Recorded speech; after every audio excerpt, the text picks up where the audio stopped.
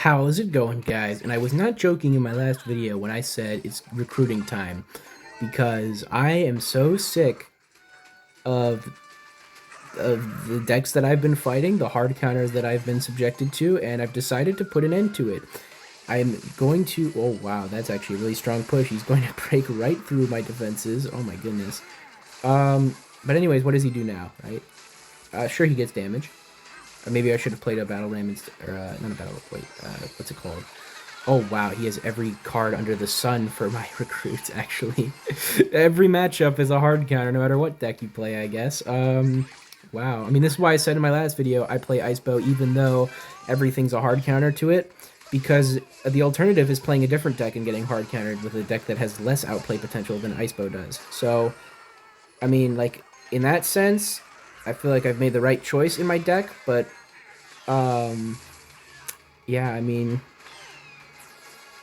okay, guys, no one can tell me that the Firecracker does not need a nerf. I'm sorry, it does. It needs a nerf. It is just overpowered. Like, it is stronger than it should be.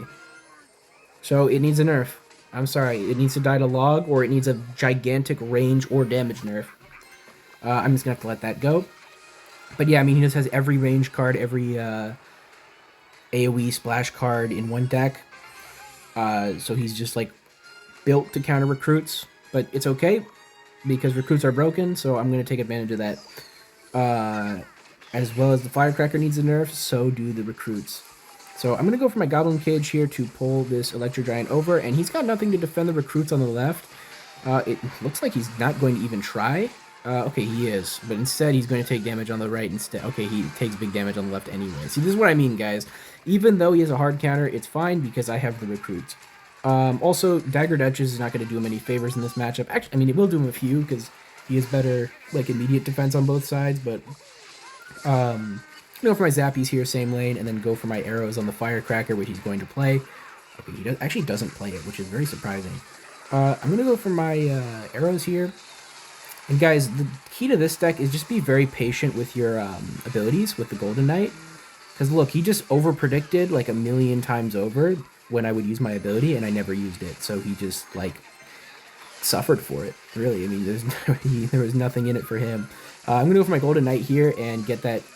Oh my gosh, wait, what? What are we playing, guys? What are we playing? This is not why we clash. This is not why we... Oh my gosh, guys, calm down, bro. Calm down, bro. Okay, he's going to win through the Firecracker shot.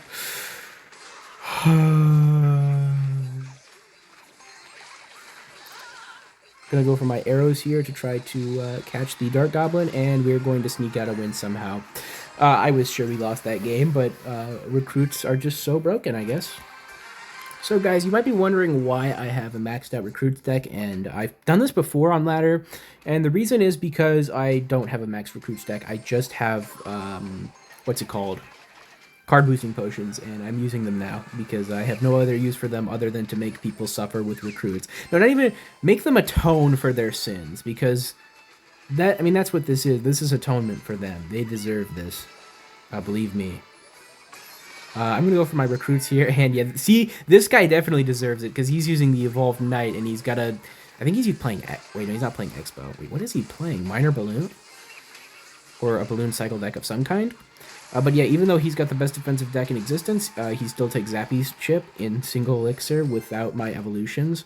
So I'm just going to go for my Flying Machine here to take this down. I would love for him to waste elixir on an ability. Okay, he doesn't. I'm going to go for my Royal Hogs. I know I'm down infinite elixir, but my Flying Machine is going to put in a lot of work against whatever he plays, and I wanted to cycle my pigs to get to the Evo faster, but like, look, he had to spend 4 elixir on the Tesla, 7 elixir with the Knight, and then like he had to spend 9 elixir on that defense, which is like, oh, he's 10 elixir. He had to spend 10 entire elixir on that defense, which maybe you could say was an overcommitment, but on his part, but it clearly wasn't for mine if it forced out 10 elixir. Okay, so I'm going to go for my Zappies here just to catch that miner.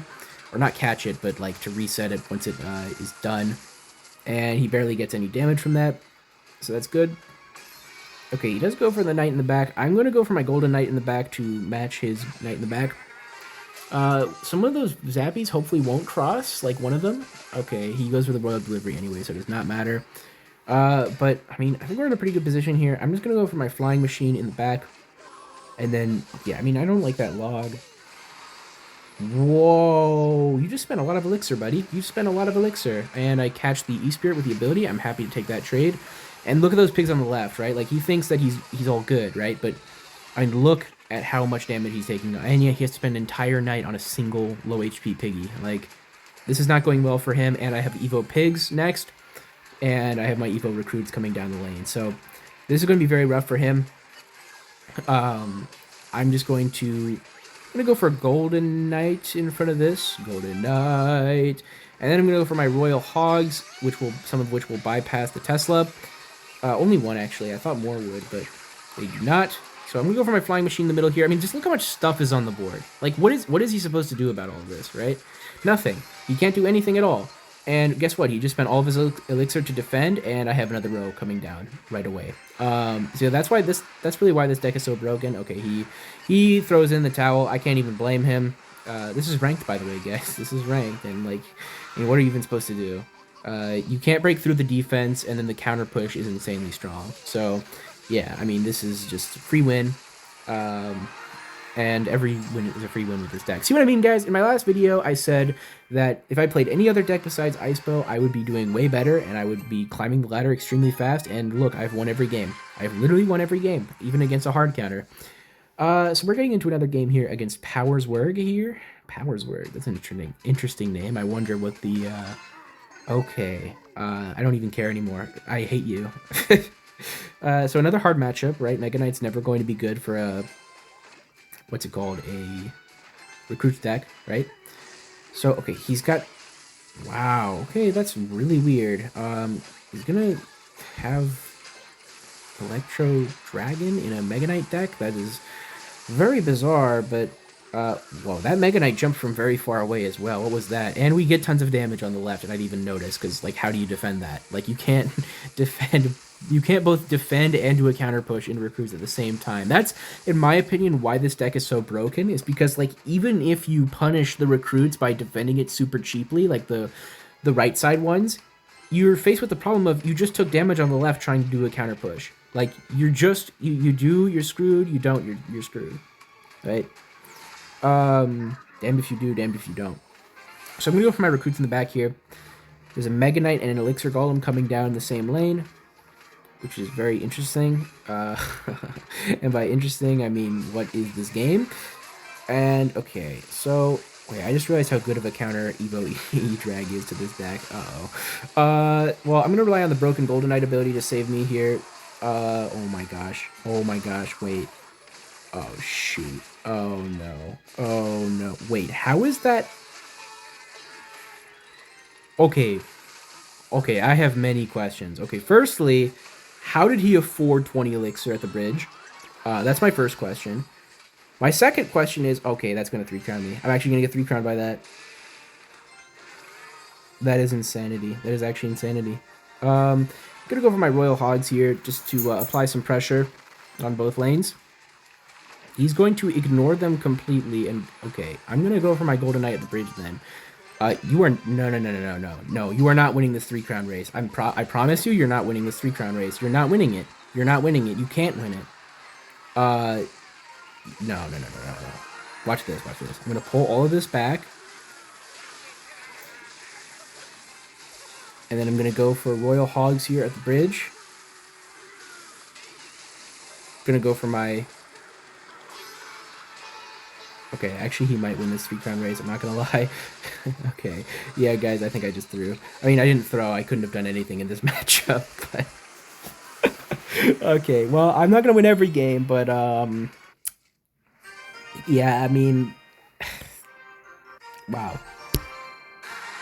So, we're up against Girthy Hog here. Okay, that is an interesting username. But yeah, like, okay, the problem with this deck, right, is that you can win even against really good players like Mohamed Light with just spamming Recruits first play. But the problem with it is that everyone is running a million splash cards, right? So it just, like, it doesn't end up going as well as you might hope it would. Okay, he's playing that one Piggies deck, I think, with, like, the lightning. And I don't know what this matchup is like, honestly. I mean, he doesn't have that much splash, so I think it's pretty good for me. I'm actually going to go for my Royal Hogs here because my Flying Machine is going to take out that Ice Whiz, and then the Flying Machine is just going to get literal infinite value. I mean, look at that. It's still alive. After all of that, it's still alive. And he has to go for an entire other Ice Whiz to cycle to another Ice Whiz to get value, which is just crazy. Wait, why is he... What is he saying thanks about? What? Okay, I mean, I don't know what this guy's on about, but... I don't even think I need to play anything there, but I will just in case. I did have to play something. Otherwise, that ghost would have gone on my tower, I think. Actually, no, I was probably fine. But it's fine. I'm just going to let that go. I'm not going to press my ability unless he makes it, like, super easy for me to do so. Waiting for him to waste his elixir. Yup. And now, I go for it now. Yup. And I get free damage. This is so broken. And there was nothing he could really do about that. Like, this is what I mean, bro. Like, Clash Royale rewards skillless gameplay, and it's really annoying. I wish that more cards were like the Void, right? Like, the Void was actually, like, people are gonna hate me for this, but the Void was the best era of the game, when Void was overpowered, because Void required actual skill to use. Not only did it require skill to use, but more importantly, it required so much skill to counter it, to block the Void. It required predicting it, and you could actually fight against it, unlike every other spell in the game. So I actually think that that is the, like, golden era of Clash Royale, was the Void era, which I know is going to get me a lot of flack in the comments, but that's what I truly believe. Like, I really, really do think that it's really good. Also, how did that pig get a hit when there was an Ice Wizard in a Goblin Hut? The answer is that Golden Knight is broken, as is the answer to most things in life. Okay, so he's going to go for his first piggies here. I mean, he goes for a lightning, but it doesn't even hit my cage, which is really bad for him. What can I hit him with? I'll hit him with the banjo emote.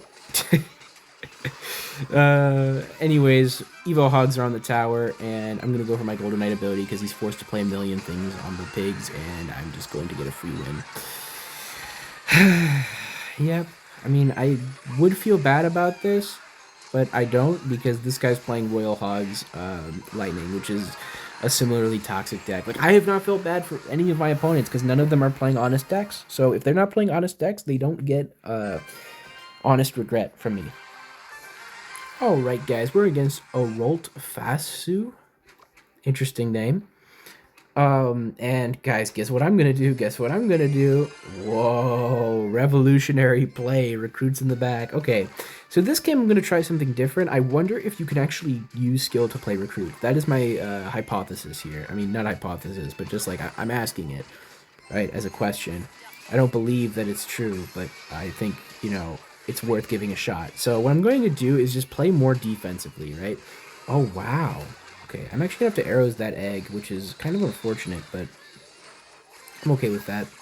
I'm going to go for my Zappies here to deal with that Lava Hound and make sure that that one Zappy takes care of those bats fairly well. And, oh, I thought my Flying Machine was going to live. That's why I went for those pigs. Oh, that was really bad. That was really bad. I'm going to go for my Bar Barrel here to try to catch some of them. Wow, actually beautiful Bar Barrel.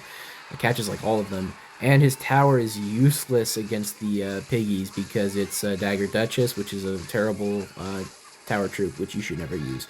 That is my advice of the day, guys. Never use the Dagger Duchess.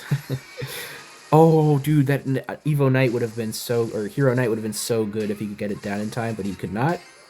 I'm going to go for my Cage here to deal with that Knight, and it will apply some pressure. Whoa, okay. I'm going to go for my arrows here. And he doesn't go for his ability, which is really good for me. If he went for his ability and got the shield, it would have been very bad. But he does not decide to go for that. He decides to be more passive. And you know what? I don't blame him for that, because he is playing the most, like, against the most, like, dangerous counter push deck in the game. But look, that Flying Machine is going to take his literal entire tower because Dagger Duchess sucks. Like, he didn't do anything wrong. It's just Dagger Duchess is bad. Anyways, I'm actually going to go for my pigs here just to apply pressure on his King Tower. Yeah, he goes for Fireball, which is good for me. I'm going to go for my Bar Barrel here because his Dagger Duchess is out of daggers, which is kind of a weird play, but I think I'll get some free damage there. So I think it's worth it. And yeah, I get some pretty nice damage. So it definitely worked out for me. I'm going to split my Zappies here now that I know he has the Fireball. And he goes for... okay. I'm actually going to go for like a... Wow. Okay. Eco Bats. I'm going to go for my arrows there. And oh, I forgot that the Lava Hound targets buildings for some reason. I mean, I literally, guys, playing recruits reduces your brain cells because I forgot that was a mechanic in the game, which is just insane to think about. But yeah, he's gonna have to defend all that, and he's gonna have a hard time doing so.